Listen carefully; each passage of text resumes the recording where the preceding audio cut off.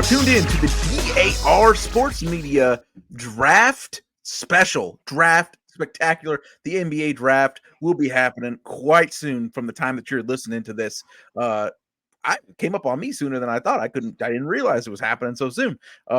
Exciting stuff. And if you're not excited about it before the show, we'll be after it because we have our guy who runs Shok Sports Scouting Agency, soon to be the #1 basketball scouting agency out here.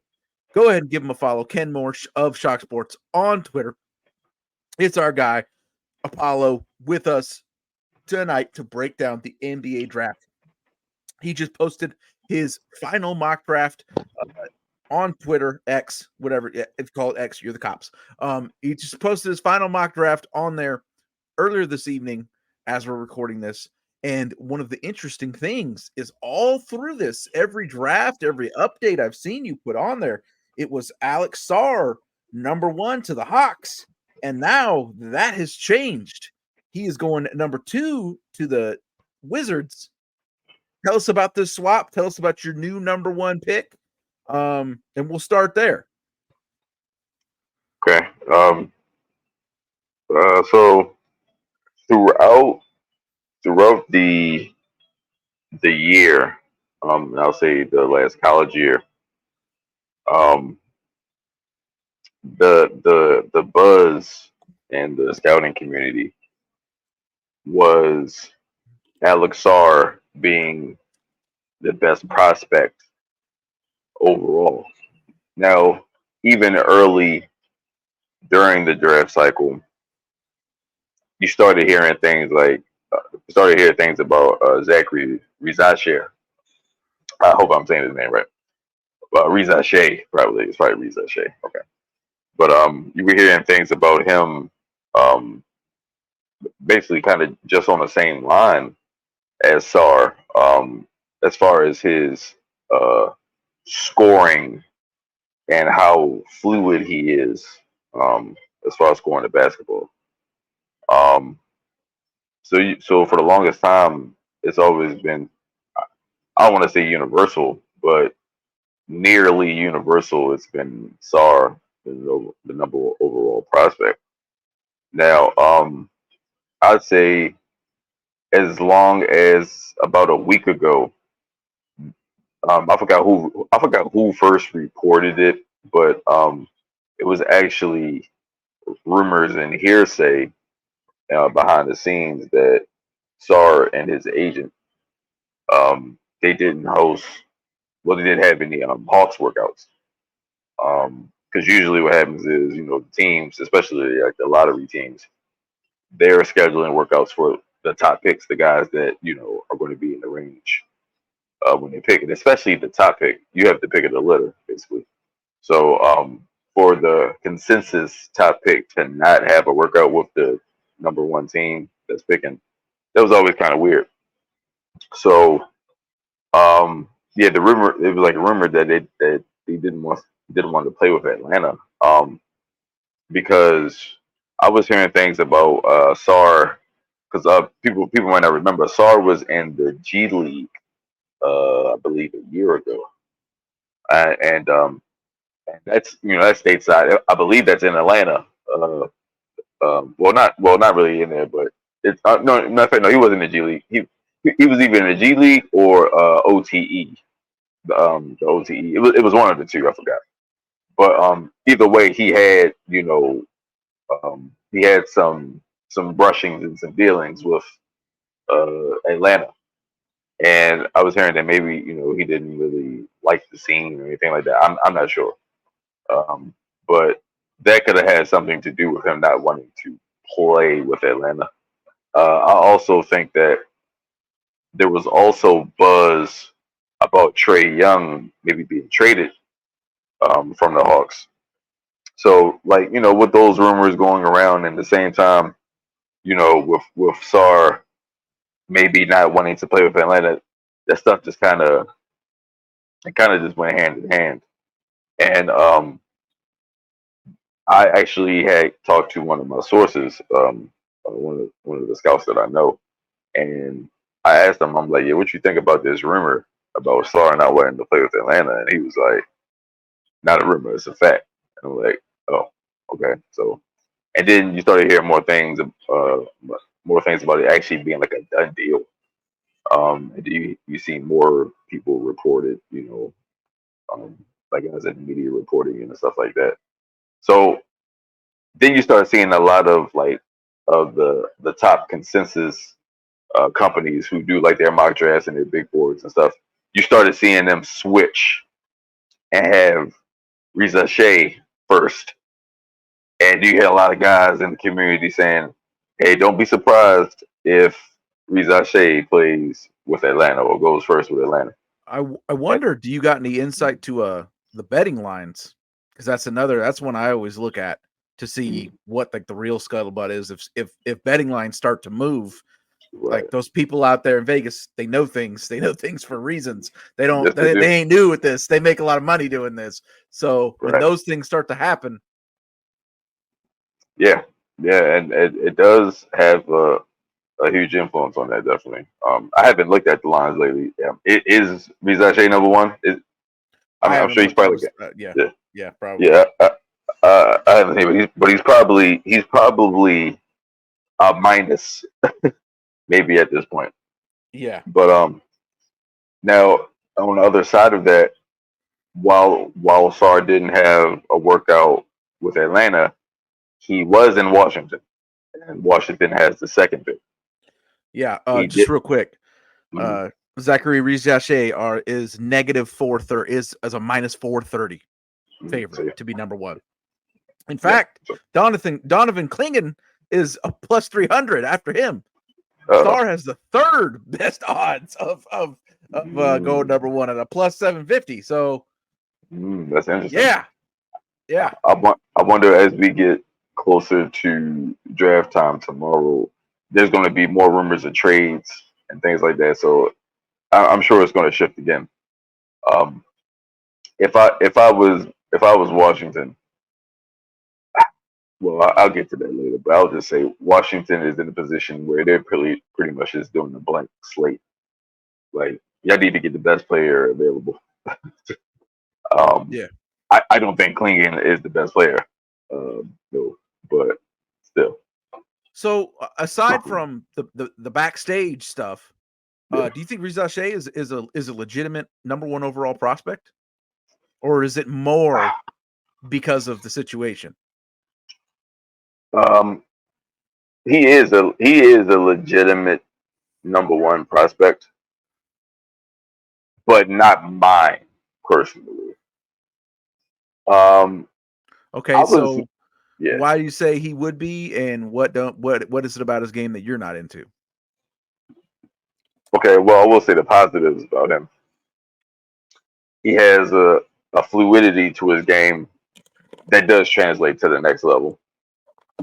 He's a great shooter.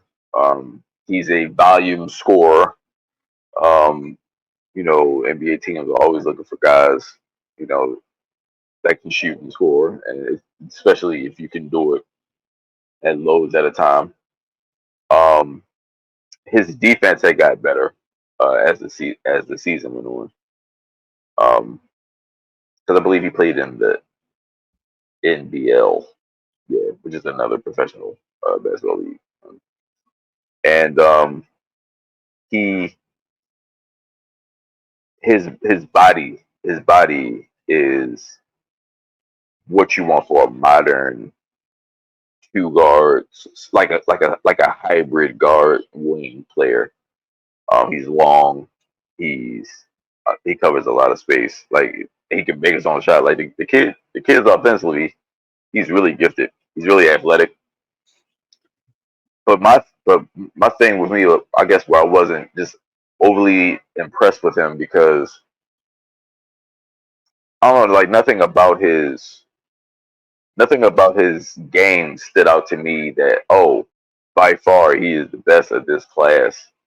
Um, I've seen a lot of players. I mean, we've all seen a lot of players who, you have a different role internationally. You know what I mean? And that doesn't always translate. Once you get stateside. Now, unless you're just, one of those transcendent players, then that's one thing. I don't think, now for the record, I don't think any player in this draft is transcendent. But there is a lot of value in this draft. There's a lot of really good players. But back to Rizache, I just don't see him. Like, I don't see anything. He's just not standing out to me. He's good at a lot of things, but I don't think he's great at anything. You know what I mean? Particularly. Um, I mean, that's just me. I just wasn't all that impressed. So who is your best player in this class? That's Sar. That was And Sar. why? What do you like about his game? So his size, he is I think he had that was it the Giannis growth spurt or something like that. Like, he was a guard originally, but because he got so big, you got a big man. I think he's like 7'1". I think he might be like 7 feet 7'1" or something like that. But now you got a big man that can bring the ball up the floor.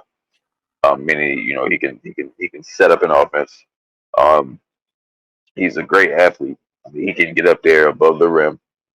He's a great perimeter shooter. He's a great mid-range scorer. Um, Now he's a little thin, like kind of how some of Wembayamba was last year. He's not as thin as him, but he is still thin. The knock against Sar is maybe him wanting that pressure of being a centerpiece or a superstar. Like, people might question if he really wants it, even though he has the talent that he can dominate you on the low block. He can dominate you on the top of the key. Defensively, he has great rim protection. I mean, he's a great rebounder. Like, he's just a real fluid big man. And everybody was, I don't say everybody, but the majority of the scouts were impressed with him from jump, because he now, granted, I believe like maybe last year or the year before, he was more so a dunker, just showing off his athleticism. But now I believe he's growing a little more polished, showing more of his skills. And that's the thing. You have to be a do-it-all guy to be seen as a top prospect, especially in today's game. So a lot of people, because we're talking about the very top of the class, top of talent level, I've heard many times throughout this process or right before the season or off season, that this draft is overall, it's like starting any other draft at the 10th pick, talent wise. What are your thoughts on that? Because I don't get the vibe that that's how you feel at all. No, I don't. I mean, if the majority of people are feeling like that, then I would counter that with saying there's a lot of sleepers in this drafting. Now, I'll say this: a few prospects that were heralded early on, I was very skeptical of, and some can be very skeptical of, who I had at the top. But a lot of these kids. One reason I'll say this, I'll start with this. This draft is really special to me because it was like the first year I fully encompassed it, and I covered it from start to finish. And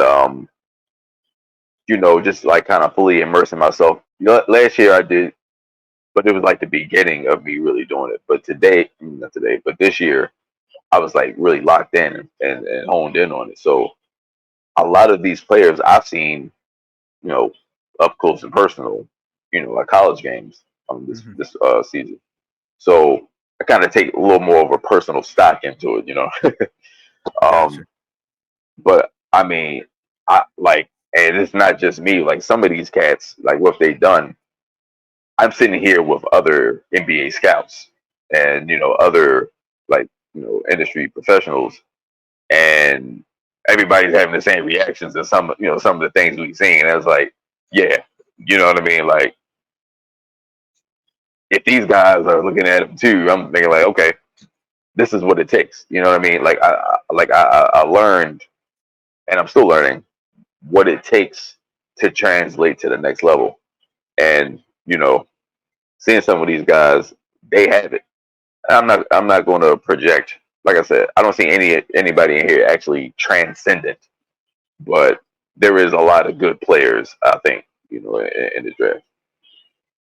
So let's get to your mock draft. We kind of already went over number 1, number 2. Number 3, we got Stephon Castle out of UConn, point guard, Houston Rockets. It looks like, yeah. Yep. So Houston. Now, I based my final mock off of what I think the team needs based off contracts and based off of team needs, team fit as best as I could. So with the Rockets, they could use a point guard. They could just use another member of the backcourt. Period. They technically only have one shooting guard that's going to be active on the roster, and that's Jalen Green. So they're going to need somebody to spell him and to even take some of the playmaking duties from Fred VanVleet, because he can play off the ball as well, and he's getting a little up there in age. He's almost 30. So Stephon Castle, I seen him live against Georgetown this year when UConn played there. He had a good game. But it was, I guess, what was more impressive of him is his size at the point guard spot. I think he's listed as like 6'4", 6'5", which would be a pretty big point guard, but that's still a modern guard. Yeah. He can he can score everywhere on the court, and he's tough. What Ime Udoka has been trying to do with the Rockets all year was to instill toughness to build character. This kid is, from what I've seen and what you've been hearing, he's a no nonsense kid. You know what I mean? You don't hear anything about him off the field. I mean, off the court or anything like that. And he has the skills. I mean, look, he's a champion. He was a freshman this year of UConn. I mean, the man's a champion. I mean, like I said, the toughness. He can put the ball on the floor. He had, like I said, his size and the way he plays within himself. It's kind of like Kawhi Leonard. I always say that Kawhi Leonard always plays within himself, so he gets the most out of his physicality, his body, and he plays with a certain maturity, and that's what Castle does to me. I think that would be a good pick for them. So I am very interested in this next one. You got to tell me about this white 6'1" freshman shooting guard, Reed Sheppard, to the Spurs. Tell me about this. Man, this kid impressed everybody from early on in the season. The way he can shoot, like first of all, his form is effortless. I mean, it's beautiful to watch. And a couple of kids in this class, have beautiful shooting forms. And this league is all about shooting, so that matters. But he's his IQ, his basketball IQ is a thing that's always impressed those in the scouting community, especially because of his height and because he's a freshman. The way he just, like I said, and defensively, he can get swallowed up. And what I mean by that is he gets caught in switches. You know what I mean? And he gets caught in a mismatch. You can definitely do that to him. But I mean, he's 6'1". I mean, you know what I mean? I'd say he's 6'1". He's not a world beater, but he does play. He does pay attention on defense. He has good footwork defensively for someone his size. He has a pretty good wingspan too for his size as well. But the kid can catch and shoot. He can dribble and shoot. I mean, the kid is special. It is special. You like him as a fit for the Spurs, then? I like him going to fit for the Spurs because they need a point guard. Now they can either do a vet. Now, see, this is just what I think they should do based off of needs, but they could opt to get a veteran point guard to try to tie in the young guns to try to to be an extension of the coach. But I mean, there's a few point guards, like pure point guards in this draft that can contribute to your team. He's definitely one of them that they need. With his maturity alone, I think Coach Popovich would appreciate that. Um, when Bayamba, he's apparently been getting stronger and changing his body. Going more into his body. He's going to be an absolute problem. What better than to have a guy in the backcourt, be able to spread the floor for him, to be able to drive and take some pressure off of him while he's in the corner. Because when Mayamba, he likes to be on the perimeter a lot. You know what I mean? Like I said, the boy can put the ball on the floor, so he can get easy or open lanes. So I feel that he'll be a pretty good pick. Number 5, Detroit Pistons. I'm probably going to butcher this. Matas Buzelis. Yeah. First I've heard Detroit Pistons. Tell us about the player. Tell us about the fit. Yeah. So Detroit they have a glut of front court players. I mean, they have a lot of centers, a lot of like power forwards, and they have a ton of shooting guards, quote unquote shooting guards. Most of those guys, aren't really that good enough, as you can tell by their record this year. Well, what Buzelis was one of those guys, that I heard a lot about him throughout the season because he did play with the G League Ignite. Just like a lot of these, well, a few of these prospects did. But I was hearing a lot about him. But all I've seen of him was like a few clips here and there, and I just see him do nothing but dunking. So I wasn't that impressed with him early on. It wasn't until about 2 months ago, I'd say, when I seen more of his film, and I was like, okay, I am really impressed. Now, this kid can shoot from the perimeter. He can shoot threes. He can shoot from the mid range. He's a slasher. He's aggressive. What I've seen from him, this kid is aggressive, and he'll go at you. And he's very athletic. And now what he's one of the things that he was trying to develop more and work on more was his shot. So what he has is I would say he has a flash of like creative playmaking ability. You know what I mean? And I think the kid can provide an offensive spark that this team desperately needs.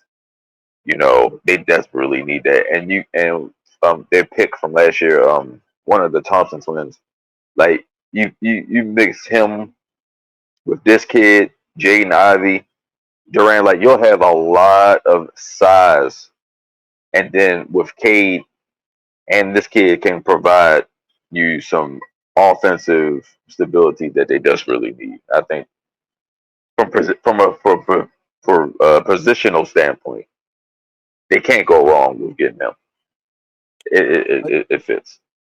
An interesting player up next, as we were just talking about, looking at the Vegas betting lines, Donovan Clingan to the Hornets.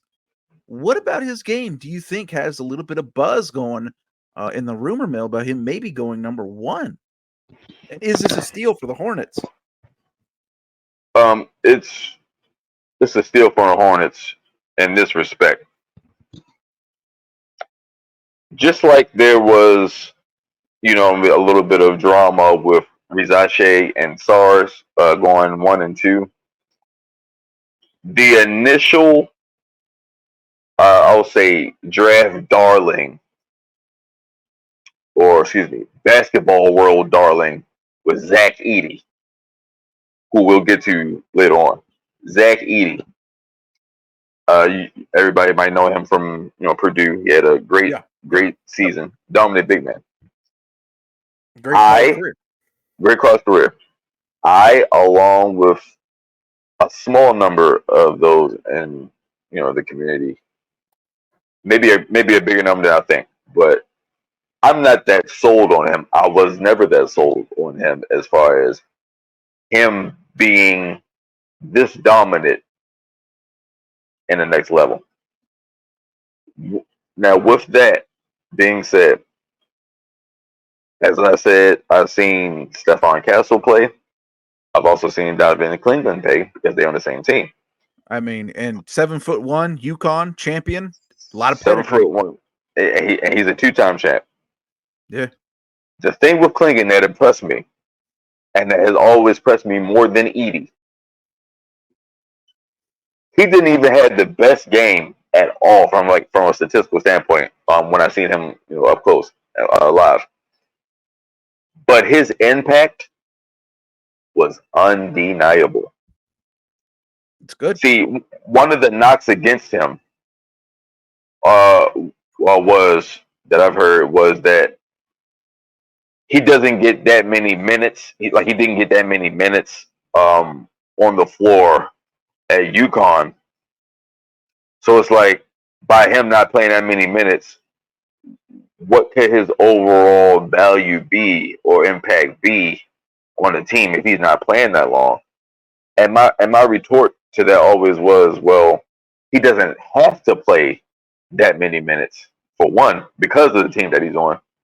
Number two, when he's playing, he's very impactful. His rim protection it's A+. Because he's so big, so wide,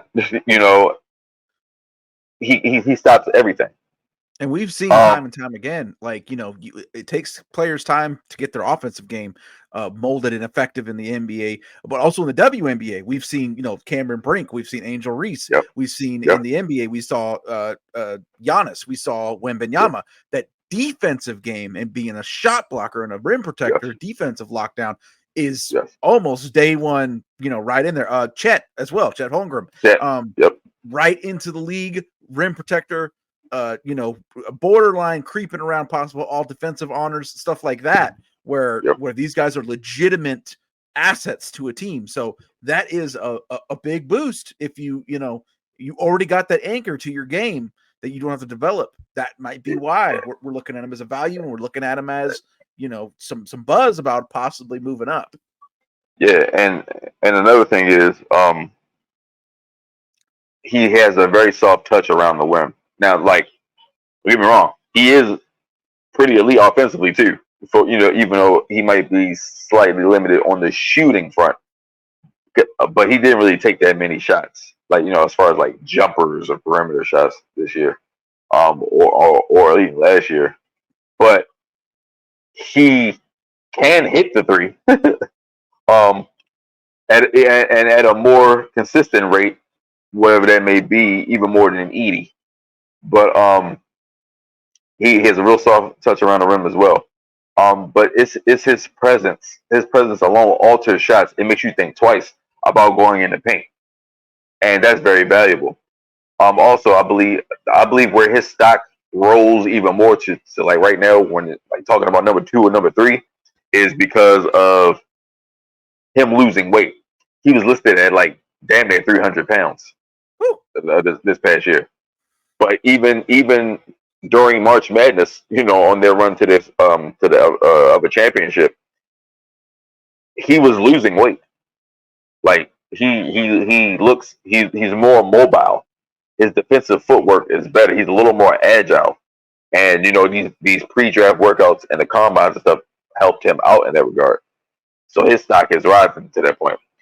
I believe that the Hornets could use him because they're pretty young at center. I think they got the young kid, Mark Williams. And then I forgot the other kid that they got, but it's they're a little young, and I believe he would be a massive upgrade for them. You couple him with LaMelo. Now they got Brandon Miller, who's going to provide scoring as well. All you need is Klingon for the rim protection to be able to give these cats more opportunities to produce. And that's a great developmental piece. You know, if you come into the league, like that's really all we need from you. If you're 7 foot tall champion, protect the rim, get those cleanup shots, get those offensive rebounds, get a few putbacks. You can develop the rest later. If you have that base and you have that anchor, that's production right off the bat and a lot more higher ceiling for you to develop over time because you're still provide that value to the team. Where some of these other guys, they got to kind of get with it pretty darn quick, or you're kind of wasting the spot. Because if you can't get your offensive game to translate and you can't do nothing for us on defense, well, what the hell are you here for? And that happens to a lot of guys. So that's why, again, this is, good value and looked at as a valuable possible prospect. The next guy, tell me about Ron Holland, Trailblazers. Ron Holland is just like the kid Buzelis. He was also on the G League Ignite. Ron Holland impressed me.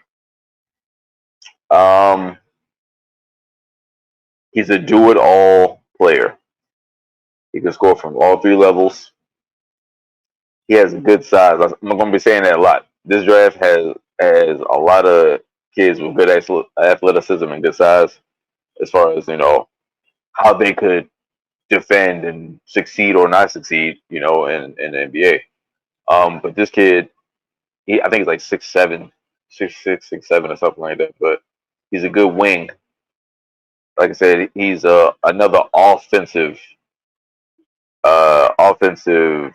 force. I'll say that. One thing he is, well, I guess one of his flaws, or a few of his flaws, is he's still a little raw.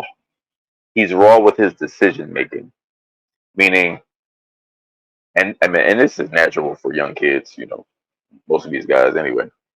But he doesn't really know how to kind of dial it back. He doesn't know at some positions or some situations when to facilitate or when to be selfish, quote unquote. I believe that he could be less of a downhill driver. He he could kind of do that less and be more of a shooter from that standpoint. He definitely has the capabilities. I think another thing about him is the kid's will and his aggression.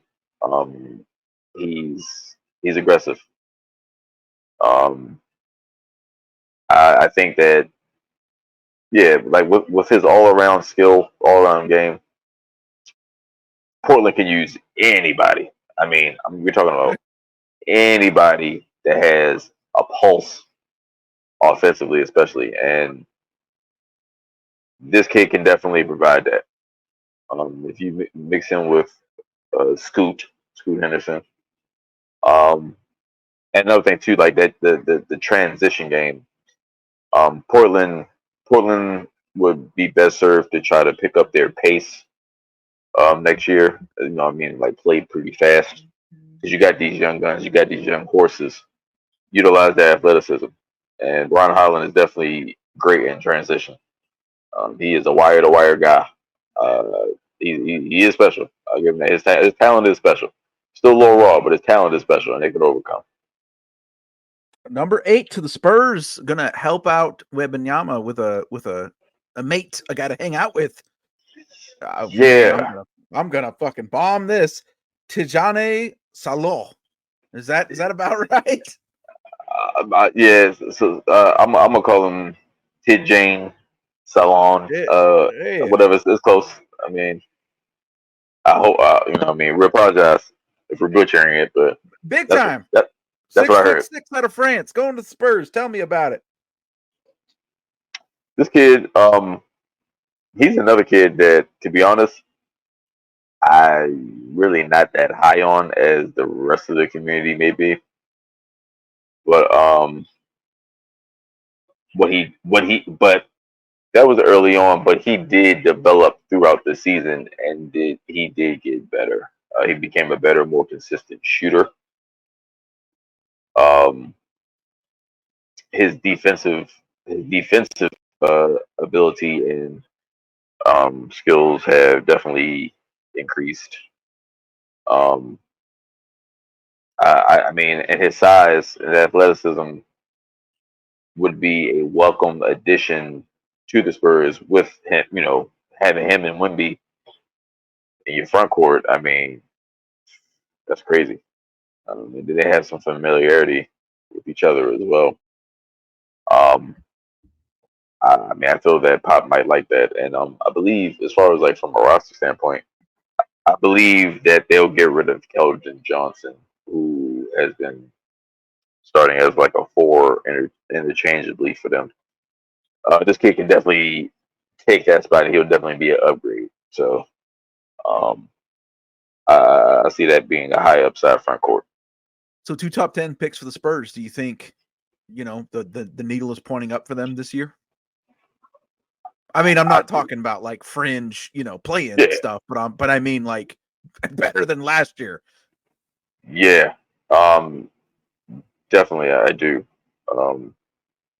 Like I said, mixed with the news about Wembanyama getting bigger and kind of changing his body. He has a full season, so now he understands what it takes to to survive in the NBA. So I think that kid is going to be on a mission, and to have people around him that can accentuate that. Having a kid from this country that he knows, and that he can mentor as well.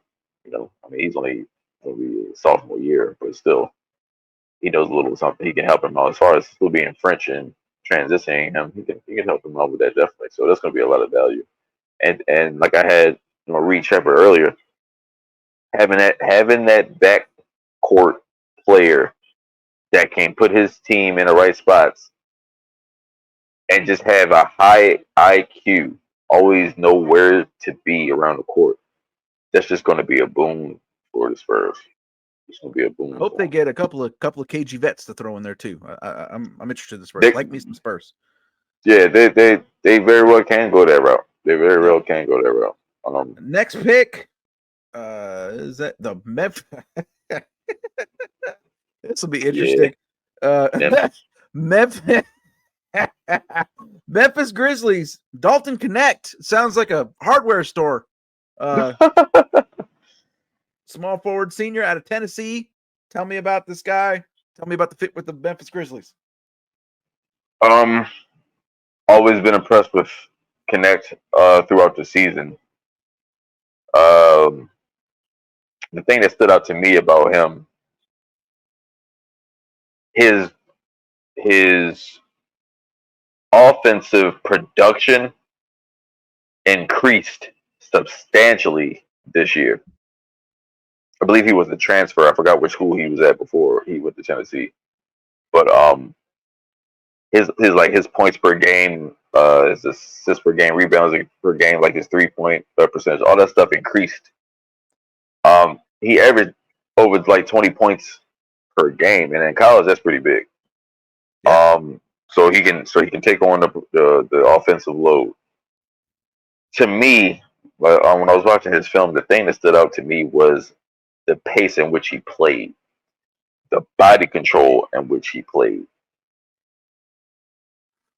Kind of reminded me, and I'm not saying he is on this level, and I'm not just saying it because he's also Caucasian, but the way that he played with pace reminded me of Luka. Like how Luka can, like Luka's methodical. He's borderline slow with his pace, but he's doing it because he's surgically getting into Setting you space. up.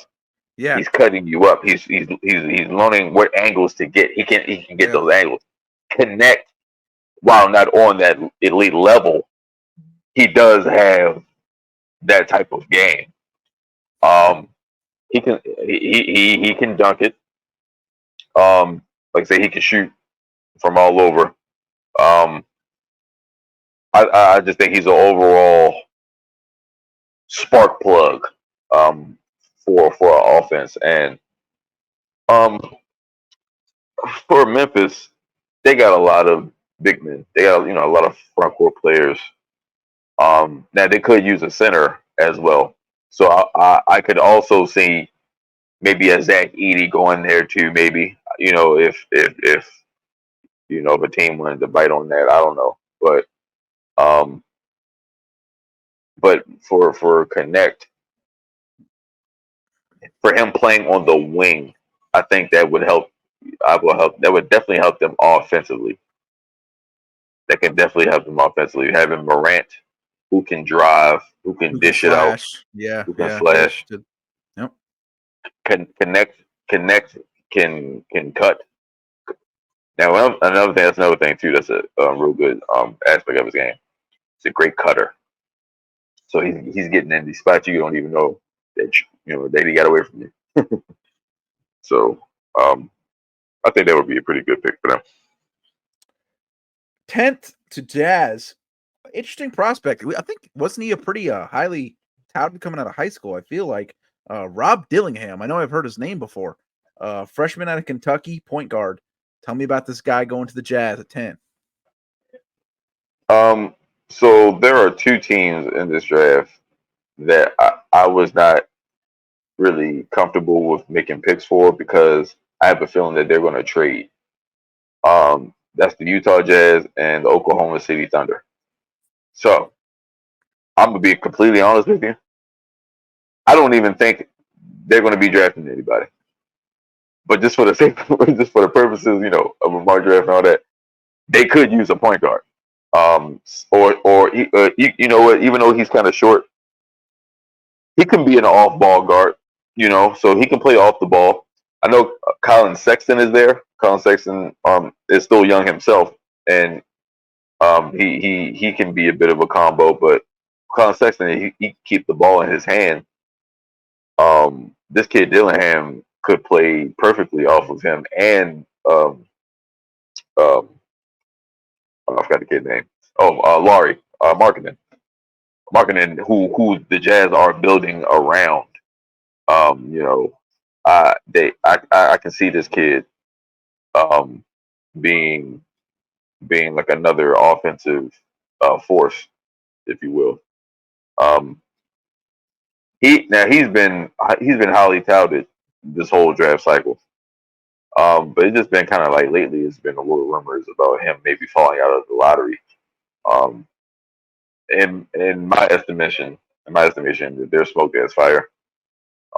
He still got invited to the lottery. I mean, it's invited to the green room. So I mean, he'll still be a hot pick either way.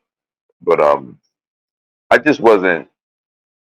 I won't say I wasn't that overly impressed by him. He can do everything, and he does play with a chip on his shoulder. You know what I mean? So I do admire him in this game for that. But he's another one of those players to me where, yeah, he's really good, but he's not great at anything in my estimation. I also heard some things about his character. Maybe there could be a little selfishness to his game. Some of that was apparent in some of the games in Kentucky early this year.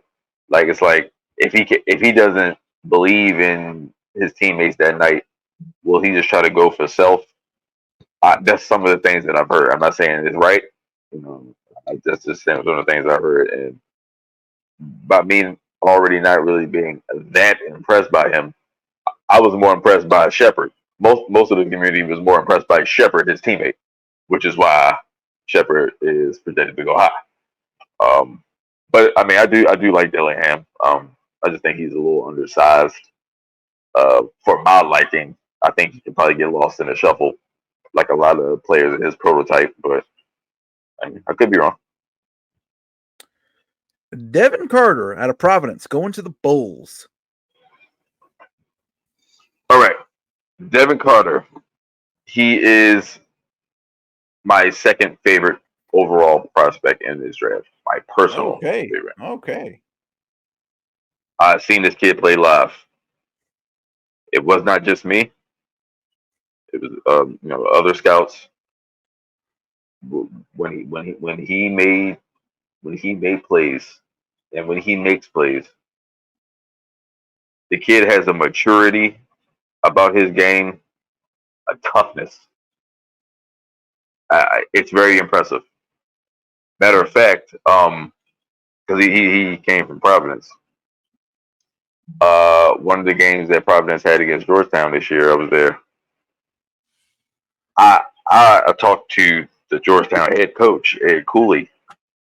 Even he was saying that kid is a dog.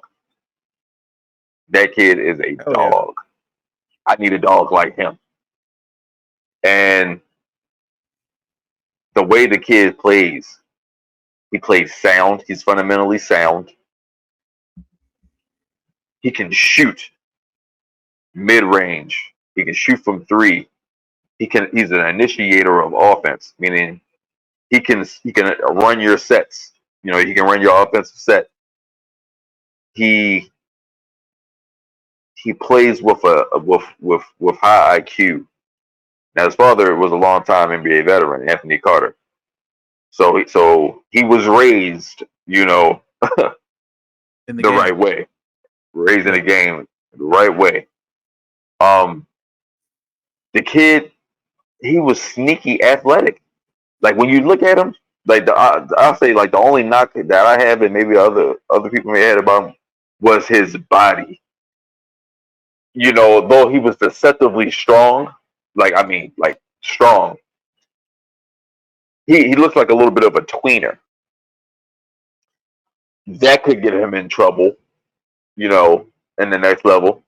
That could get him in trouble as far as, maybe being in bad matchups, being matched up with a bigger guard that, might overpower him. And that aspect, some knocks against him. But those aren't big enough knocks to, put his stock down in any way.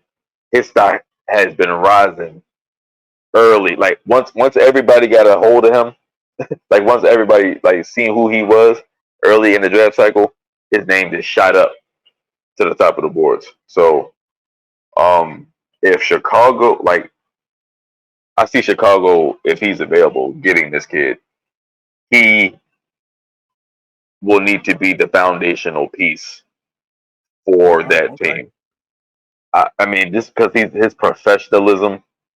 I mean, I am high on that kid, man. Yeah. Like I was so impressed by this kid. I'm like, shit. I mean, so, and yeah, they get him. They have to do right by the kid. I do not care, and I'm not a hot take artist, none of that. But I do not care about Lonzo Ball's availability for this upcoming year. You don't need him, and I like Lonzo, but his contract won't really allow for that. But if there's a way for them to get rid of his contract or whatever, you'll be fine if they got Carter, because Carter can facilitate. Okay. And you know what? And he can play off ball because they got Josh Giddey now, who's going to have the ball in his hands. And they're probably thinking that Lonzo Ball might not be ready even still. So having those guys in the backcourt, now Devin Carter can play the wing as well. I mean, he can be a 3-and-D wing because the defense is good too. He's very sound defensively. I'm high on that kid. I mean, me personally, it's funny because I actually had another mock draft based off my big board, and my big board had all my favorite players, and he was number 2. Ooh, all right. But big value for the Bulls there. Man, huge value. Billy Donovan would love that kid. Yeah. So, Yeah, love it. big pick for our podcast, the regular NBA coverage, getting added to one of our favorite teams who made a big move the other day. One that I think is going to help them a lot. But we'll cover that next week on the NBA pod. Oh, Alex Caruso going over there to the OKC Thunder. Pick 12, you got them taking Cody Williams, 6'6" shooting guard out of Colorado. Tell me about it. So, like I said, with the Jazz pick, I wasn't really comfortable with even making a pick for them because I don't see them. I see them actually trading. But if they stand pat, they could use another athletic, I'll say wing, because they're pretty set in the front court as far as like centers or fours. And with Caruso just being there now, and they still have Luke Dort and everything, but they're still kind of solidified on the backcourt, and so getting a wing would be, to me, the only position that would matter if they did stand pat. So I could either see Williams or maybe a Jacoby Walter, who has coming up next. Yep. But that type of player I did because he's a long wing, and like I said, he covers a lot of space. His wingspan is ridiculous. Also, it would be pretty neat if they did stand back to get Cody Williams because his brother plays for the Thunder already, Jalen Williams. So, I mean, that'd be a pretty cool thing. Have both the Williams brothers starting, or at least on the court, together. While it would be a little redundant, which is why I wasn't comfortable really making a pick. I mean, I could see it happening. Jalen had a frame where he was thin coming out of college, but he bulked up, this past off season, and we've seen those gains during the Thunder's good season this year, or great season this year. I believe Cody Williams, if he has that same body type or ability to build that muscle like that, that would be really good for him. And he already has a pretty good size already that scouts love. He's not really a word, but he's rangy. He's limby. Like they cover limby. He covers a lot of space. So I mean, if they was a stand pack, that'd be a really interesting pick for them. Limby sounds like a person. That old fucking Jason Limby motherfucker. No. All right. Number 13, Kal-El Ware, center out of Indiana, 6'10", Sacramento Kings. So this is another kid, one of my personal favorites. Okay. I throughout this whole draft cycle, everybody was talking about, like I said earlier, everybody was talking about Edey and Klingon. Kal-El Ware was always my favorite big man in this draft. Okay. Eric, I'm telling you, seen this kid live. When this first of all, the kid is fast. He actually looks like a little Victor Wembanyama.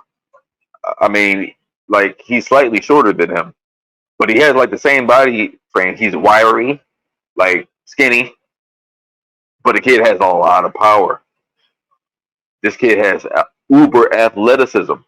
When he went up for a lob against Maryland, I seen him against Maryland. I mean, everybody was like, "Oh my god!" Like this kid is dangerous, and he can shoot he can shoot threes. He can shoot in the perimeter, like on the top of the key. He's an excellent rim protector. I mean, like I said, he looked just like Wembanyama, just a little shorter. I'm really high on this kid too. And I was glad to know that, or glad to see the hype build up for him for this past month and a half, because he's really been rising up the boards. And I would like to think that I was one of the early ones on him because I had scouting reports on him earlier. So I really like this kid. Like I said, he's my favorite big man in the draft. Sacramento could definitely use some athleticism. Having him paired with Sabonis, that would be a Nasty. pretty, That's nasty yeah. business. Yeah. That I mean, that would be pretty nasty. Him the thing about Ware, see Dallas could have used Khalil Ware this year. No disrespect to Derek Lively, and all the other cats like Gafford and all those cats. But this boy, they wouldn't have stopped doing those lobs. We probably would have had a little bit of different complexion in that finals. I ain't saying they would have won, but I'm saying it would at least been more competitive, I think, because they wouldn't have stopped throwing up lobs to that kid. Everybody, I'm telling you, he can get up there and he is fast. He can go wire to wire. That would be a steal for Sacramento. Having De'Aaron Fox, dish the ball to Yep. him. Whew. And they got Keegan Murray, who already is a floor spacer. I don't know. They'd be dangerous. They'd be dangerous. And I think they can use the front court depth anyway, because I think they could be losing two centers. Yeah, I think Alex Lynn and JaVale McGee they're probably coming off the books. I don't see Sacramento re-signing them. So getting this kid will provide some good depth.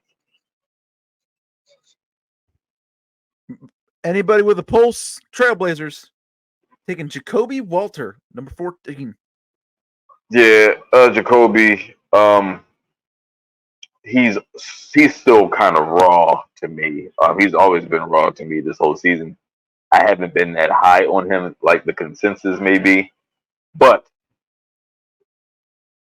the kid has a little. He has like a little bit of SGA to his game, um, a little bit of the old Andrew Wiggins. The Andrew Wiggins, the Minnesota Andrew Wiggins. As far as his athleticism and his shooting ability. I think he's a creative shot maker for sure. And Portland can use all the scoring that they can get. I mean, why the hell not? Um, I mean, he could fit because they can use him on the wing.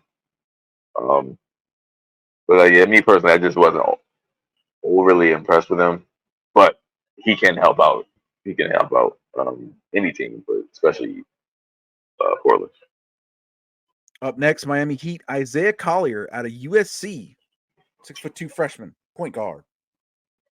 So in the beginning of this draft cycle, this kid, by him being I think he was like the top high school player from this previous season.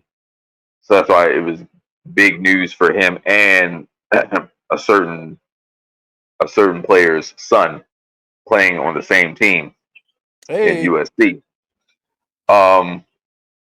So they had a lot of hype about their backcourt and how their backcourt was going to look for this year. Unfortunately, Bronny had a cardiac issue, so he wasn't really able to fulfill that. But Isaiah Collier, he impressed people with one reason being his tenacity.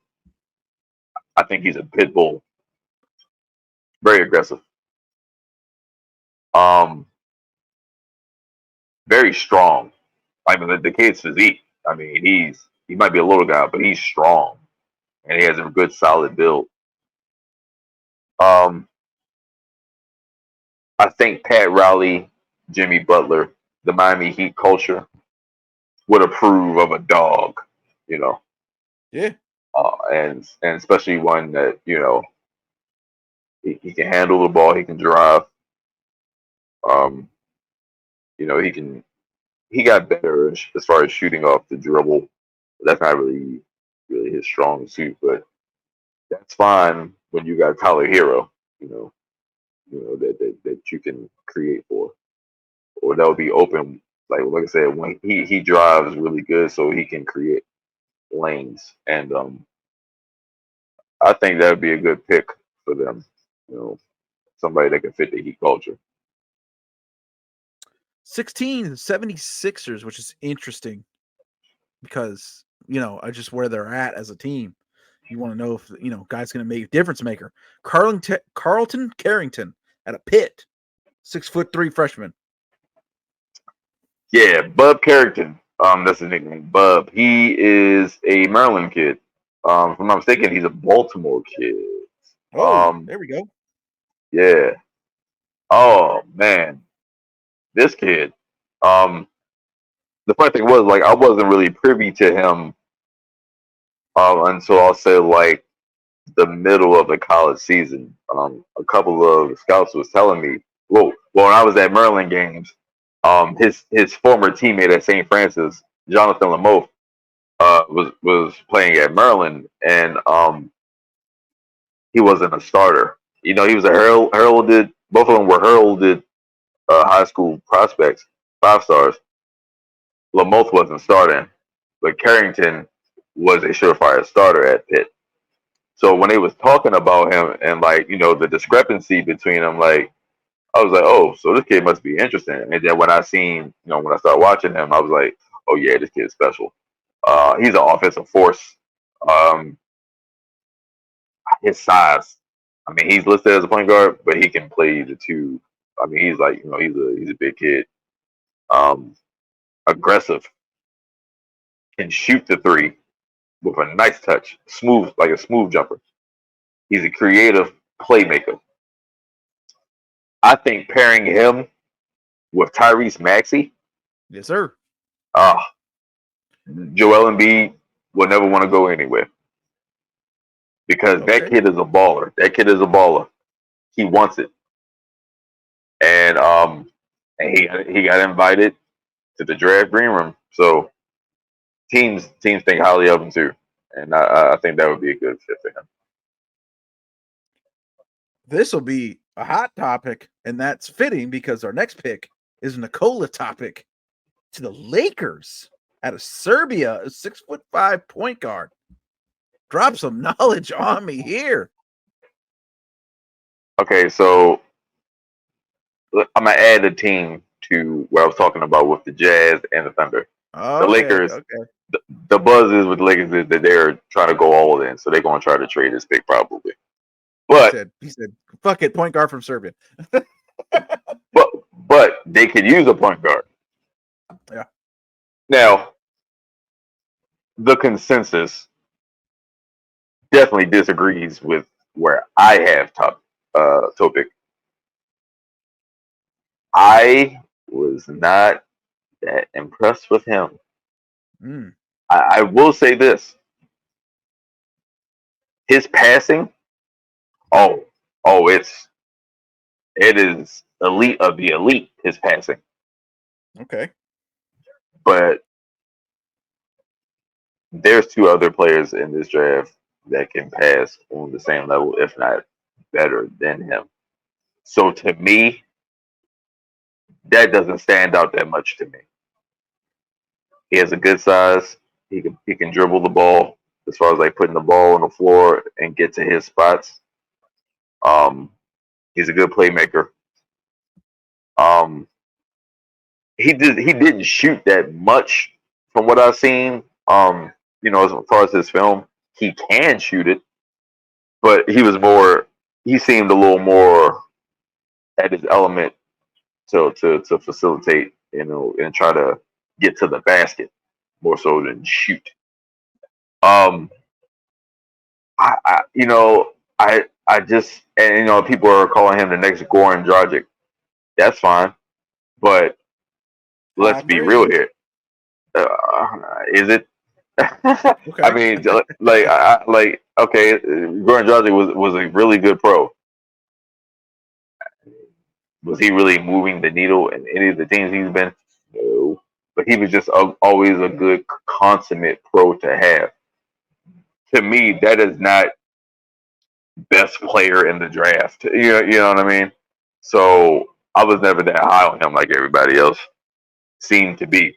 Now he had an injury towards the end of his season, so that probably nicked him down a little bit on some big boards when I seen that. But but you don't want to nick a player for injuries, if you know how their overall talent is. So me personally, though, I had him and Rizache in like the mid to late teens on my big board. The consensus had him top 5. But now I think he'll be more of a top. I think he'll be top 12 probably as far as. But I mean, I put it like this: in one of my earlier mocks, I had him going to the Spurs at number 4. So it very well could still be on the board.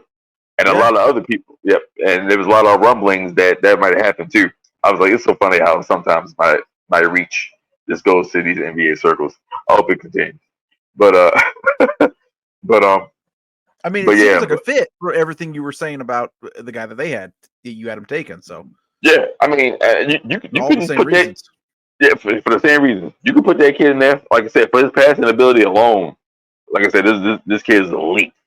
So to have him set up or be at the helm of any team, you can definitely do good with him. So, but I mean, just me personally, I just put him there because he was still left, and he would have been the best player available on this particular draft. So, but I don't see the Lakers keeping that pick. Keeping the pick. Another possibly pivotal pick coming up for a team that there's a lot of interest on our pod about. Orlando Magic going Jared McCain out of Duke, 6'2" point guard. I'll be honest with you. I initially had Carlton Turton going there, but I liked him as a better fit with Philly based on his attitude as well. Now, Jared McCain. Now, I'll put it to you like this: the Orlando Magic have a lot of backcourt players. I mean, they got Cole Anthony Black, Jalen Suggs. Now, Markelle Fultz, he's going to be a free agent. I don't know if they'll sign him. They probably won't. But in that case, Jared McCain will be pretty good for them because of his shooting ability. One of the things that the guy Orlando put out was their lack of offensive consistency. Yep. Now Paulo is, as good as he is, I mean, he can only do so much. The Wagner Bros, as good as they are, they can only do so much. Because I believe that the Magic was more centered around defense. So adding a kid like McCain who to be honest, I don't know if Anthony Black is going to start or even get a lot of run for the Magic. I think he should. I don't know if Jett Howard is going to get a lot of run for the Magic this year. I think he should because of his shooting ability. But I don't know, he may not. If this is the case, then getting this kid, you have the best of both worlds. He can pass really good and set up the offense, and he can also shoot himself. And he has a good deep range. So any production along with, being at a blue blood like Duke, you're gonna have high IQ at least. So they definitely need that. Coming up next, man, these next 10 picks got ourselves a little bit of a cold front coming in here, a little bit of a blizzard. We're gonna have to clean off the driveway. Thank God Drew's not on this podcast. He'd be fucking throwing up right now. We'll start off shoveling the driveway of all the snow with Zach Edey, Purdue, 7'3", pick 19 to the Raptors. So based upon what a lot of people have felt, the hype, is this kind of a steal for the Raptors, do you think? I'll say this. I'll say this. No. Okay. It wouldn't be a steal. He would be a great player for them, but it's not a steal. Okay. I will say this. Let me say this about Zach Edey. Love the kid. I believe he is one of the most dominant players we've seen in a long time. That's going to translate in the NBA. Now, Zach Edey, the story has been put out there that he was invited to the draft room, but he declined so he can watch the draft with his teammates and family at the Purdue facility or something like that. It was somewhere with his team and family. I'm sorry. Since when does a top prospect, especially a hyped one like him, if you get the opportunity to go to the draft, why would you decline that? Wouldn't you want to show the naysayers? Because even though a lot of people liked him, he was always polarizing as a prospect. Yeah. So what? So, and I'm sure he knew that. Why Well, wouldn't you? Yeah. so it happens pretty often in the NFL. Not it doesn't in the NBA though. You're right. But that might be part of it. Somebody who's polarizing, who has a lot of haters, he might be like, "Hey, I just want to be around the people who always believed in me and always had my back." That would be my thought. Okay. Okay. We can put that out there. Because I mean, Now, that would be me. Like, I think I had all these accomplishments in college, and you guys, don't think I'm gonna be whatever. Well, fuck you then. I'm gonna fucking hang out here with the people who. In fact, I now, have done things like that in my career and in my life, no, so I kind of understand it. no. I get it. I just don't think. That was That's the the case. I yeah think that was yeah. spin because what happened was, and this goes back to my conversation earlier between Edie and Klingon, who faced each other in a national championship. UConn, Purdue. Okay. So we had a heavyweight battle Yeah, between Klingon ate Klingon him and up. Edie. Yeah. Well, well, That was well, fun. well. Now, early on, no, Edie ate him up, but Okay. Klingon held his own. All Then right. Klingon started getting the best of him, rendered him darn near ineffective in the second half. That I've seen the film. I can go back. I watched that game a couple times. Klingon even blocked an Edie attempt, maybe once or twice, but he definitely did. So it wasn't the pure dominance that people that was more ED truthers were trying to make you believe.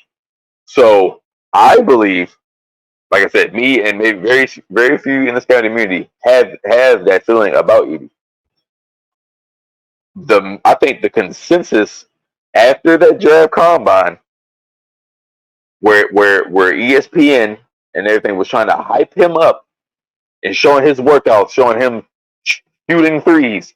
This man only attempted 1 3 all year.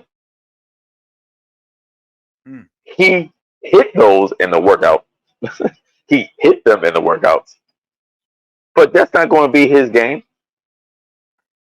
And I believe his stock fell after those workouts because you were not hearing his name for a good 3 to 4 weeks. You weren't hearing his name like you was hearing it at the beginning of the off season and stuff like that.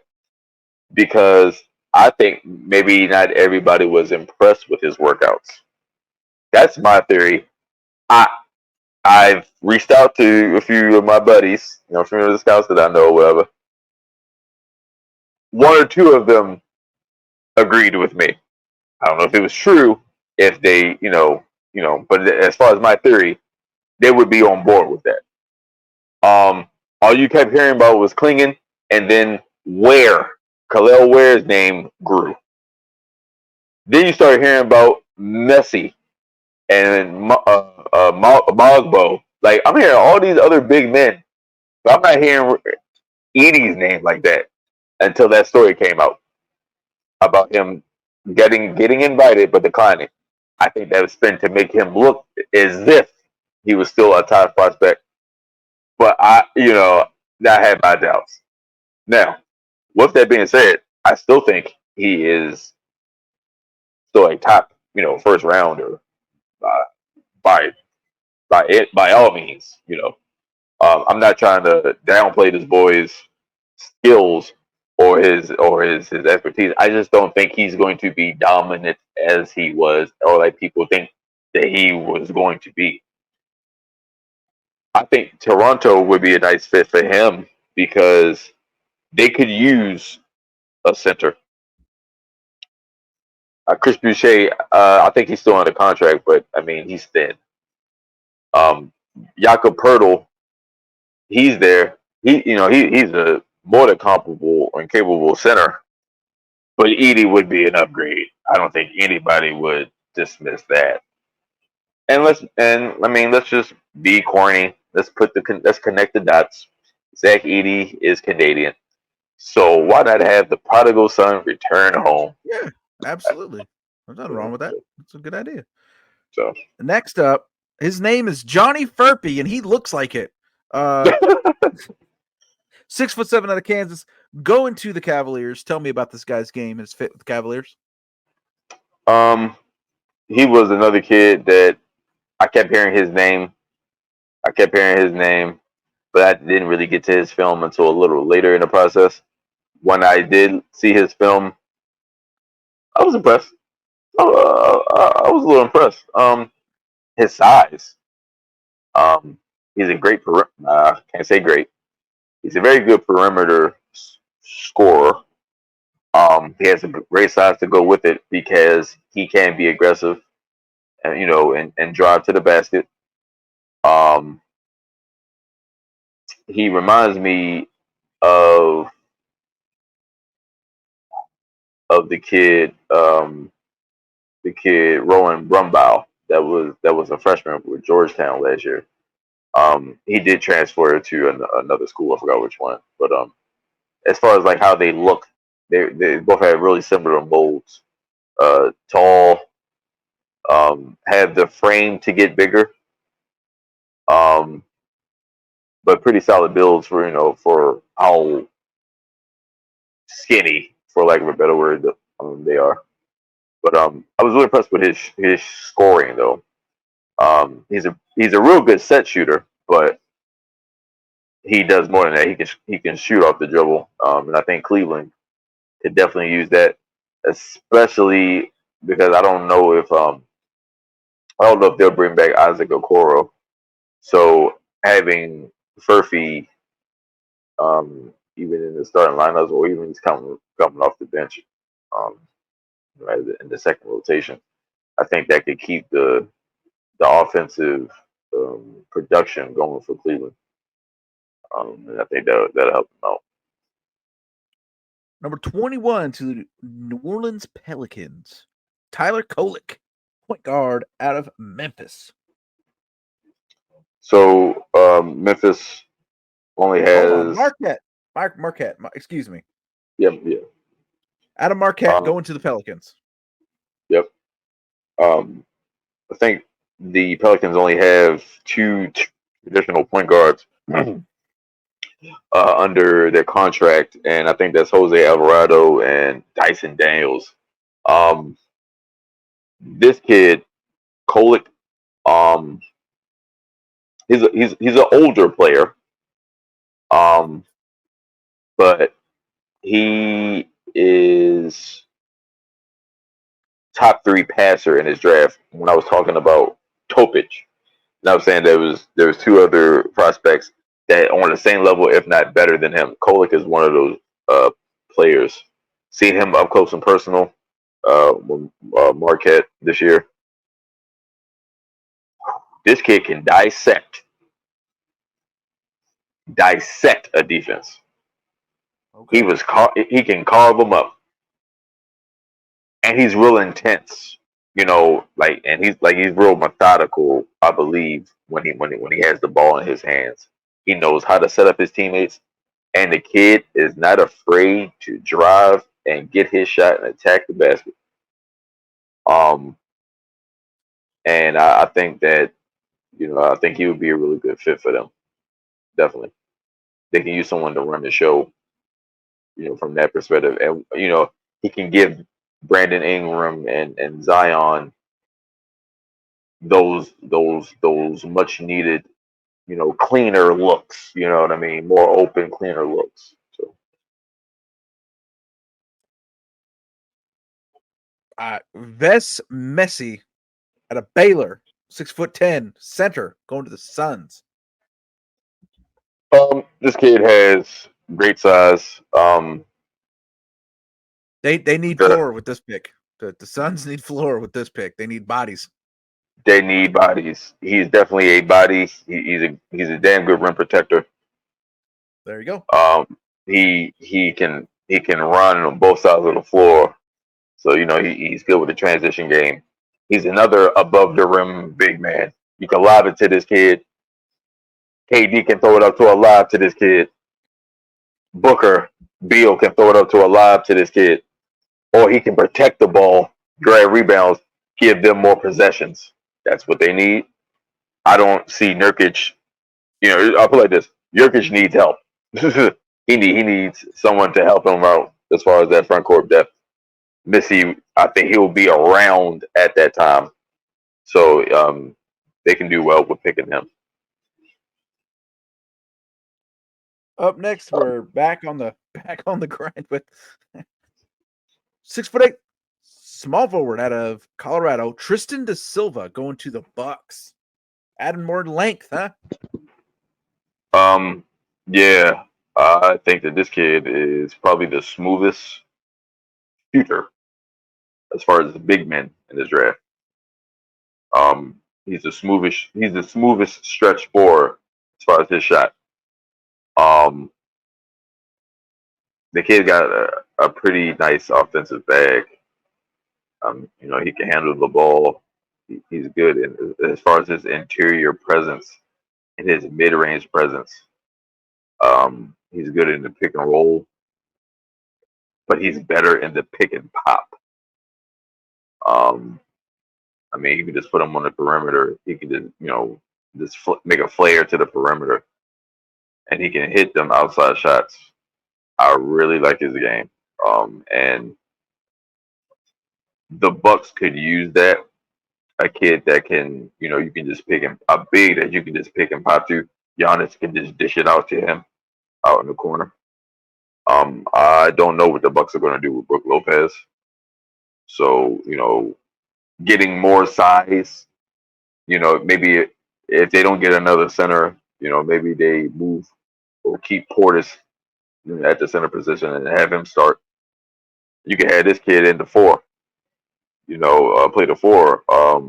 That'd be pretty lethal. That gives you another shooter along with Middleton and Dame to surround Giannis with. By Portis can hit threes too, so if they don't keep Lopez, will do it. Upgrade at center. This kid would be perfect to me. I had a joke preloaded, but then I could not find the answer on Google if this was a good idea or not. So I'm just going to keep it I'll share it in the group text.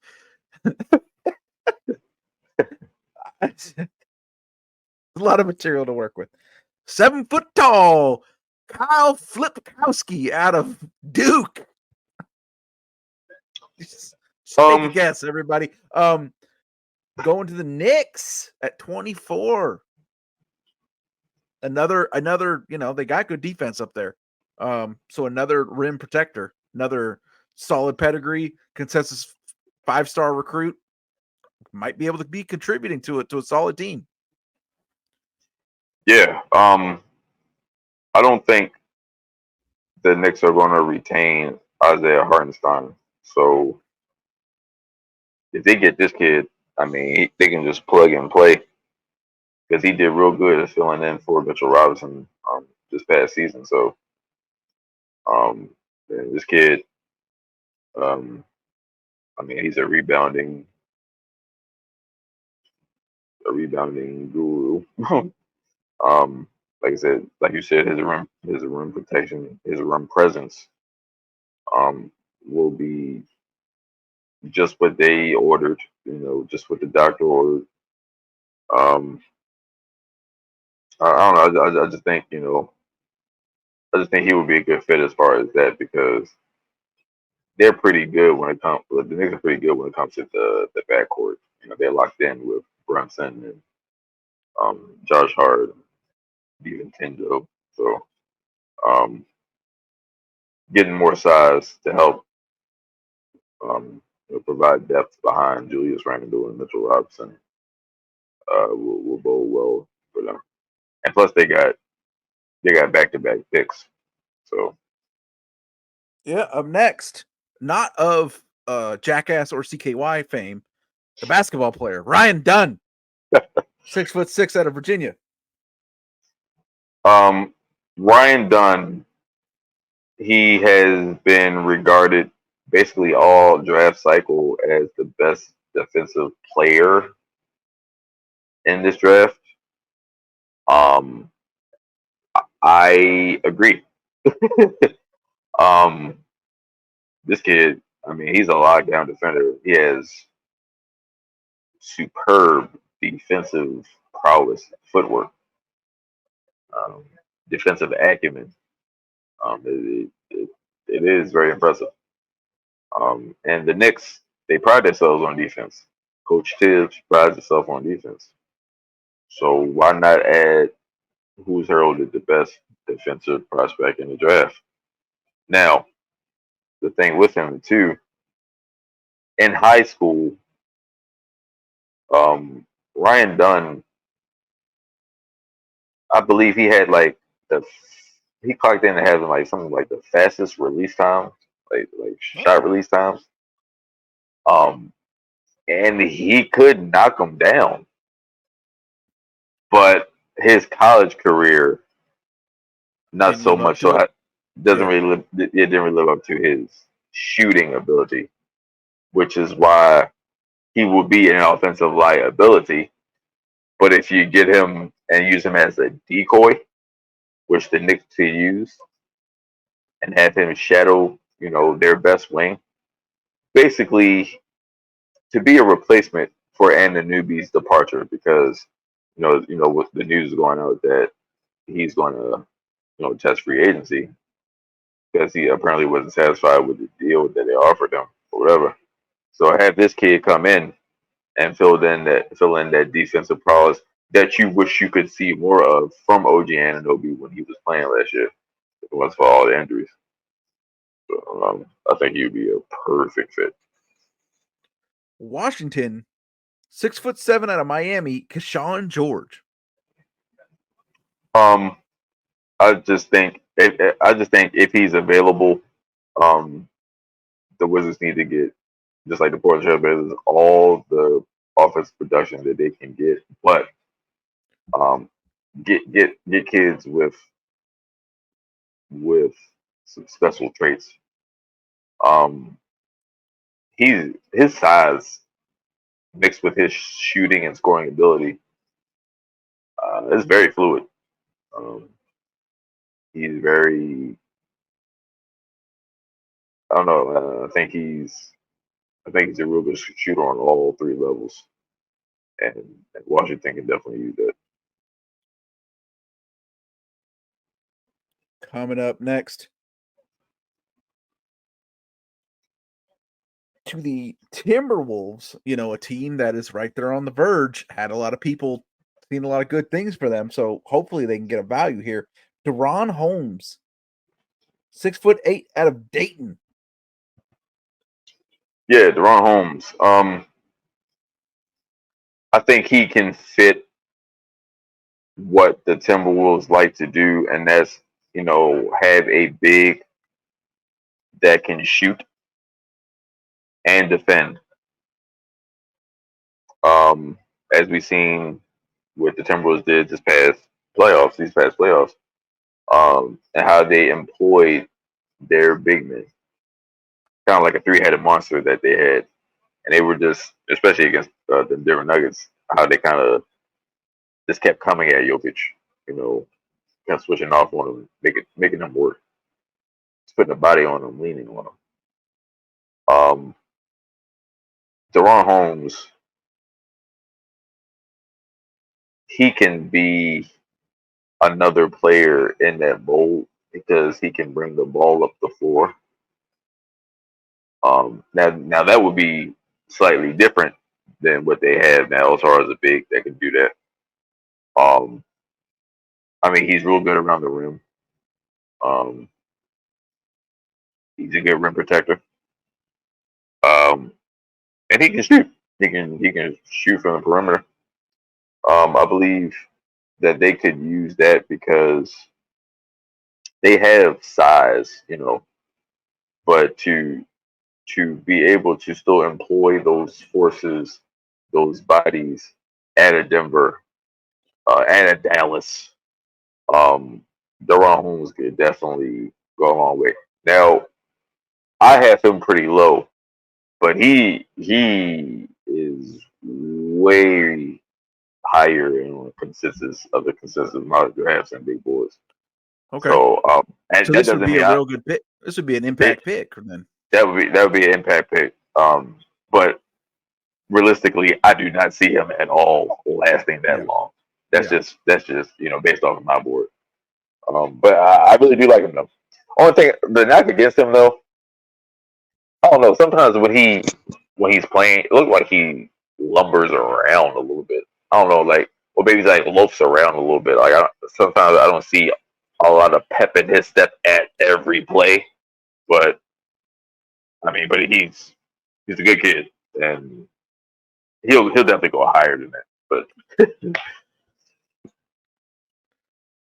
coming up next to the Nuggets, Pacome Dadiet out of France. What the hell is going on with France?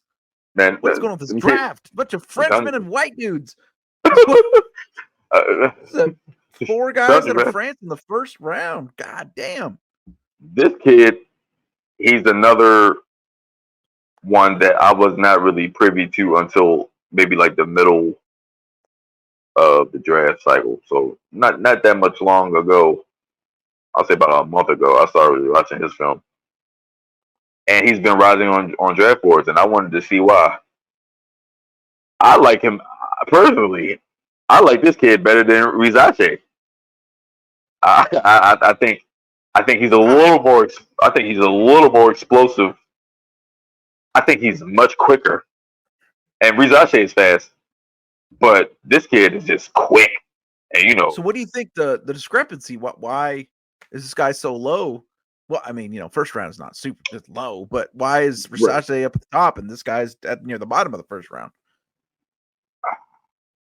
I will say Rizache has more of a it factor.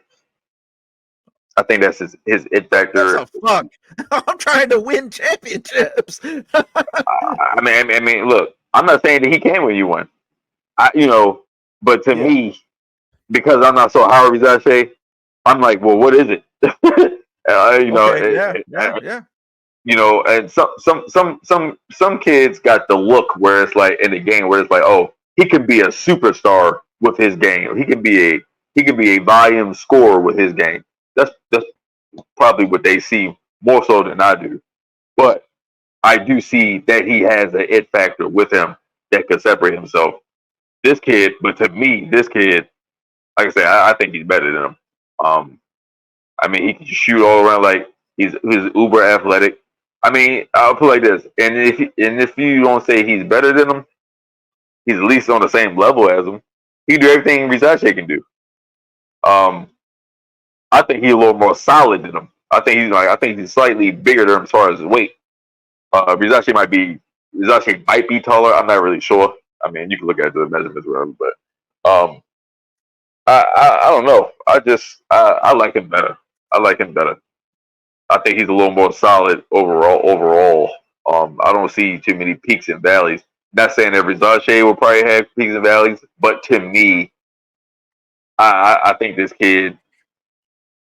I think this kid has slightly more potential, whatever that's worth. The Utah he was. Jazz. Well, go I'm ahead. sorry. I'm about to say, and he was a potential second round pick for the longest time up until maybe about 3 weeks ago, 3 or 4 weeks ago. Okay. Jazz going Baylor Sherman out of Creighton, 6'6", shooting guard. This goes back to what I was saying before about the Jazz. I don't know what they're going to do, but I don't see them even using this pick. But I really like this kid. I really like his game. He is a all around player. Just like Devin Carter, he's a jack of all trades. He has one of the, I guess, most prestigious honors of Creighton history. I think they only had they never had a player have a traditional triple double or something like that. Some weird stat I remember, and he he had scored a triple double, but it was like points, rebounds, assists. I think like the last player that had it was like blocks. It was like something weird. But he was like the first one in school in a long time to have a traditional triple double, and with his skill set, I think that can translate to the league. We got about 2 or 3 players. I'll say 3 players that consistently hit triple doubles often, and that's Luka, Jokic, and Sabonis. I think this kid could be up there with them as far as averaging triple doubles. Wow. So that's a because hell of a pick this deep into the first round for the Jazz. I don't see them making this pick. This kid might go later, or he might go around it. I don't know, but he would be a steal to me because he can do it all. Now he might be a little short, maybe compared to what you may want in the 2 or 3, but I mean, I don't say short. I wouldn't say short. But a little undersized. He's not short, but I would say undersized maybe. So that could get him in trouble. But with what he can do, his IQ and everything, and his will to want to get his teammates involved, his will to win, he does have that too because he did impress in the NBA Draft Combine. But yeah, I really do like that kid, and I think he can do well. Now I know we're not going to get into the second round, but I just want to get into the first two. I know we got one more round in the first round, but in the second round, I just want to talk about the first 2 picks because I'm really high on those guys. But we'll get to that when we get to that. Number 30, Tyler Smith out of Boston Celtics, or going to the Boston Celtics. Hope his career is more descriptive, not nondescript like a name. I'm joking. Tyler Smith, strong name. Tyler Smith is if he put it all together, if he can put it all together, he has the potential to be the best player in his draft. By his skill set and his frame alone, the kid is damn near a unicorn. He's huge. Right. But he can shoot smoothly. So him going to the Celtics is the last thing any of us need.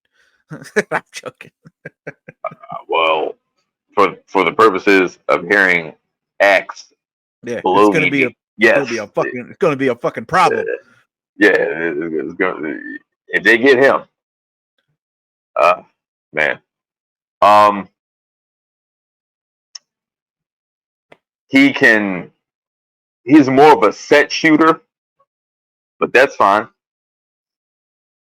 Because, I mean, we've seen what they have on their starting lineup, and they're retaining everybody. So to have this kid, now let's say if they don't retain Al Horford, because he is an unrestricted free agent. They say they'll bring everybody back. We'll see. If they don't, or even if they do, to have this kid spell him, or to be in the mix for rotational minutes, it would be like picking up where he left off. This kid is an excellent rim protector. He's an excellent rebounder, and like I said, he's like another Porzingis as far as him being a unicorn. The kid is good in pick and rolls. You put him in the pick and roll. I mean, the kid can get into the basket.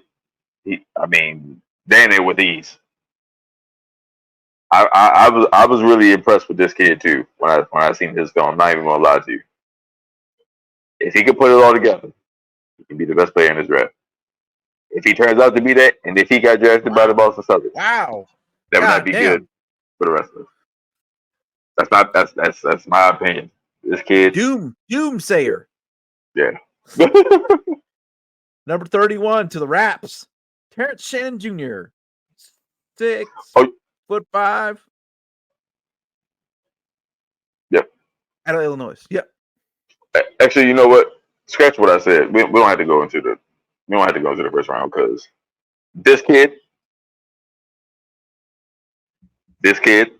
is my third favorite prospect in the whole draft. Oh, okay. Oh man, seeing this kid live, I'll put it to you like this. I'll give you a brief backstory about him. You could probably say, well, why do you have him going so low if you love him so much? He was embroiled in a case, a rape case that clouded over him the whole year. And of course, when you're involved in stuff like that, the front offices, people, they're going to look down on you. They probably, they might not even try to look your way because they don't know what the outcome is going to be. That's an waste of time. Yeah. Right. Because if you guys get convicted, no. But the kid was eligible to play. He was suspended during the season for some games, but he got that suspension lifted, and he was able, to continue out the rest of the season. This kid, he could have went out last year. I'll put it like this: if he went out last year, he could have been in the top 10 that came out. Rare, Eric, I'm telling you, rare in-game speed. He is the fastest, the quickest prospect in this whole draft. My own two eyes have seen it. Other scouts, we look at when Illinois played Maryland earlier this season. We looking at this kid like, the hell? When he turns on those afterburners, because he's an attacker, he's a slasher. He can attack and slash with the best of them. I think he is the best in this draft at attacking. He's a downhill driver, but the kid can also shoot the ball off the dribble, or he can go off ball. He can do it all. He has a size that allows that he can't get pushed around. He has a flair to his game and to his look, his his game, his look, the whole package. I feel that he can be an instant difference maker.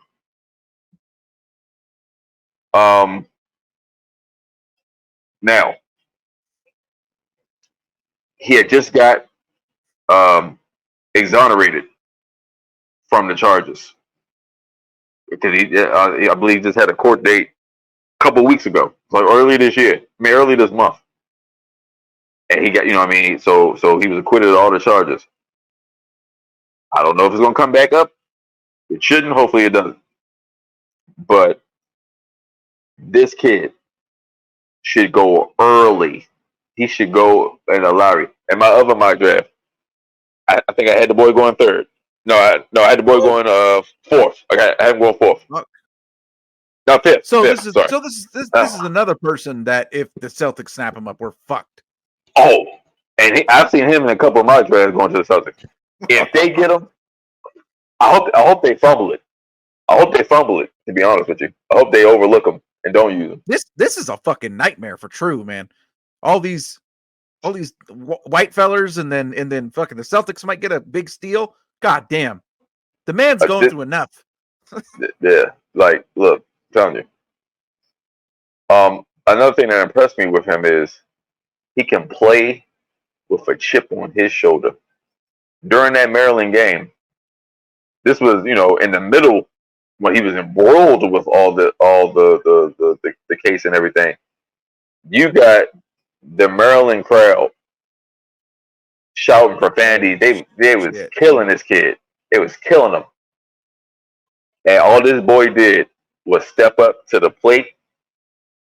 And like in the first half, he was a little apprehensive. I could tell because he was probably nervous. He didn't want to do too much. He didn't want to be the reason his team lost. I didn't think they were going to lose anyway, but it was a good game. It was a real close game. The second half, this kid took off. He said, "Follow me." Every chant, every jeer was fuel to his fire, and the kid dominated and had an excellent stat line. We seen it in the tournament, and I think Illinois won the Big Ten tournament. Like he was electric. He put on a showcase. I hope the kid goes higher than that. But if he doesn't, they will be getting a steal.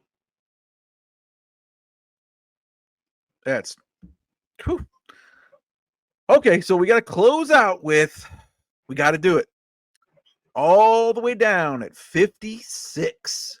And I don't think if anybody is still out there nearly at the 2-hour mark listening to this that I need to clarify who this is, but son of LeBron James, Bronny James.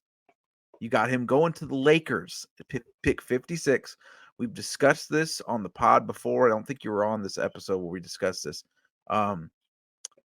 But there is a perception that there's a couple of things I want to ask you about this subject. But one, there's a perception that basically you are picking two players when you pick this guy. You are picking Bronny James, but you are also getting LeBron James because LeBron James can force and do whatever he wants to do to go wherever he wants to go. And he has made it very, very clear that he wants to spend the last year or two of his career playing with his son. And he will make that happen, whatever he needs to do to make it happen. So do you think any of these teams near the top of the second round might be tempted to try and make a move with the thought we're taking Bronny James, we're overdrafting him, but we're getting LeBron with him? If there was to be a team to do that, maybe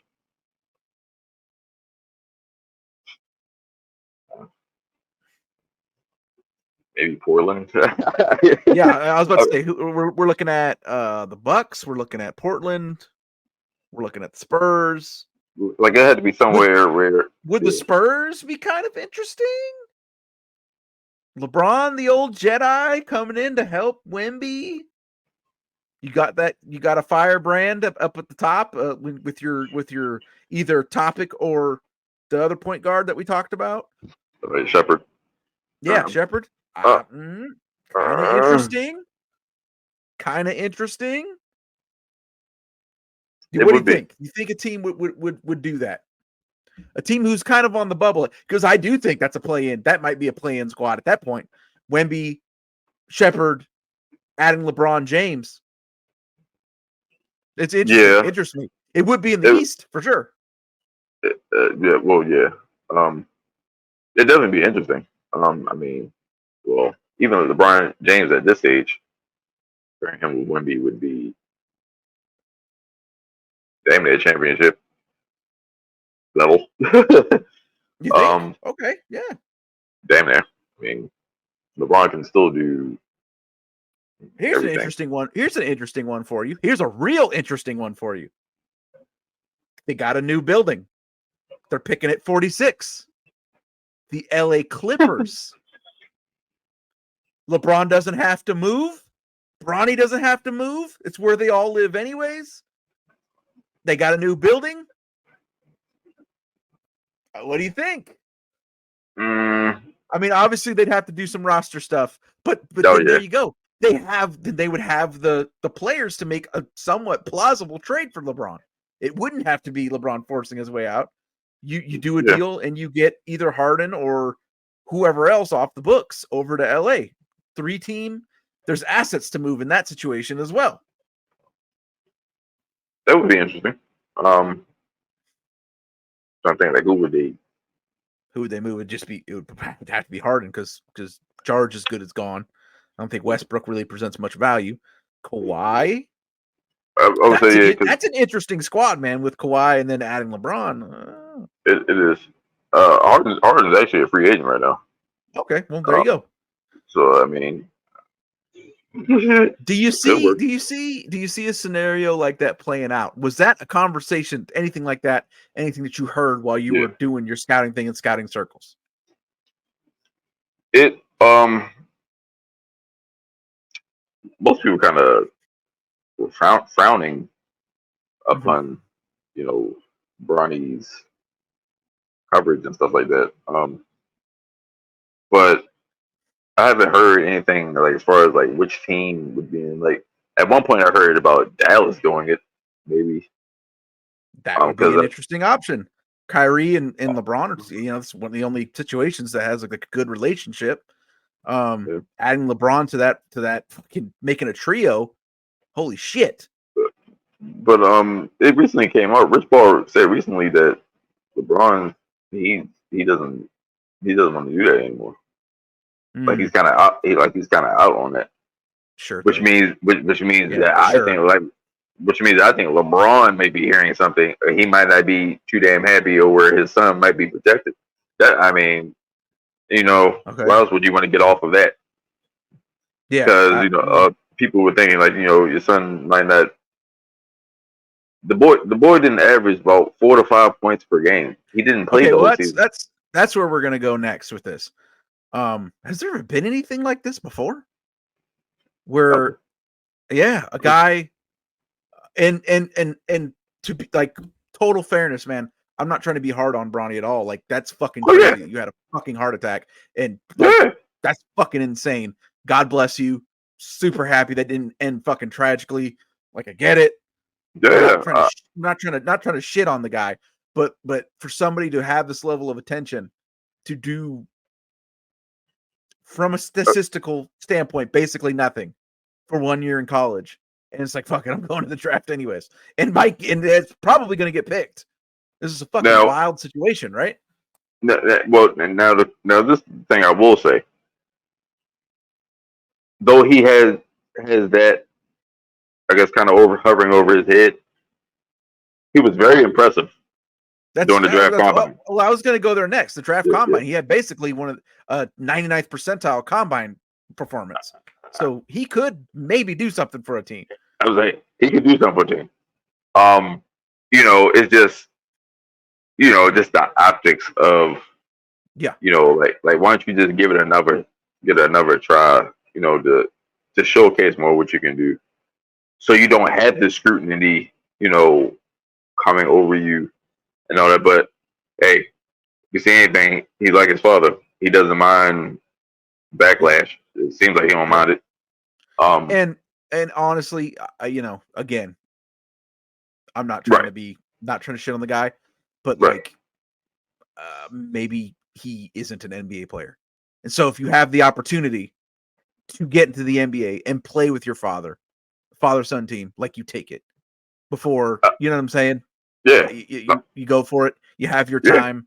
Yeah. Whatever happens. If he's out of the league in 2 years, when LeBron retires and he's out of the league in 2 years, it is what it is. So I Now, get that side of it as well. yeah. Now, I mean, the kid can play though. I mean, he definitely has a spot in the league. Yeah, it's just people just rather would have seen him go a different route. But I mean, hell, if he gets drafted, like I said, I'm just glad he showcased what he can do and he impressed during combine. Yeah. He just got some traits. So I think his younger brother will be better than him. That's what the word is. The word is his younger brother is fucking legit. His younger brother looks just like their father. Like I mean, I think he plays like him too, more so than Bronny does. But they have very similar games as far as like the facilitating aspect. But look, I could just see the Lakers drafting him anyway. Yeah. If they kept that pick, but I don't. Just to keep everything nice and easy. Right. Just for entertainment purposes. I mean, I don't see why they. It fits. There's a lot of things about it that fit. I mean, they need a point guard. He's small enough where he'll be a point guard. You know what I'm saying? He can still shoot when need be. But I mean, to have him facilitate his father and AD, and I mean, he can do that. Yeah. He can do that. He will get a lot of open looks. He can knock him down. He can knock down some mid range jumpers. He can shoot. I mean, he can put the ball on the floor. Like he can play. But I mean, if anything, I like to see that happening. But like I said, I heard rumblings of Dallas. He ain't going. LeBron's not going to Phoenix, so I don't. And Phoenix doesn't have a late round pick. I don't think. Well, yeah. So we're not going to get too much into it because I can't explain all the details. But Phoenix might be getting a lot of picks here real fucking soon. While we've been recording this, there's been movement. It looks like perhaps Houston is piling up picks to try and trade for Kevin Durant. That has happened during the recording of this podcast. Yeah. Also, Mikal Bridges went to the Knicks. That also happened during the recording of this podcast. Yeah. But so who knows? Yeah, Lakers sound like a great fit in all ways. We hope here on DAR Sports Media that we are a great fit into your NBA and NBA draft coverage. We thank our man Apollo of Shok Sports for rolling for 2 fucking hours with us, just dropping gem after gem after gem after gem. This is what all this hard work is about, my guy. It's awesome to see you doing this, and we're glad we got you to get out here. This is what it's all about, man. You did all that hard work. Now you're on here, fucking expert, dropping gems on all of these fucking guys. I hope anybody who has any questions about if Shok Sports is going to be the number 1 scouting agency out there, I hope they got to listen to this and heard you drop knowledge on fucking every goddamn prospect out there, breaking us down, educating me, educating everybody else out there, who might not know about might not know too much about this class because of the lack of hype that it has gotten. So we thank you. We thank everybody for hanging with us for 2 hours.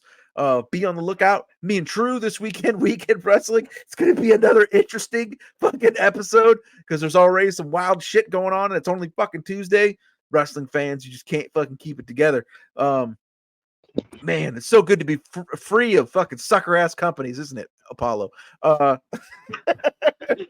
Yeah. We're killing it here on this draft coverage. Weekend wrestling coming up. There's just some other stuff bubbling. The world of DAR never stops. Dude.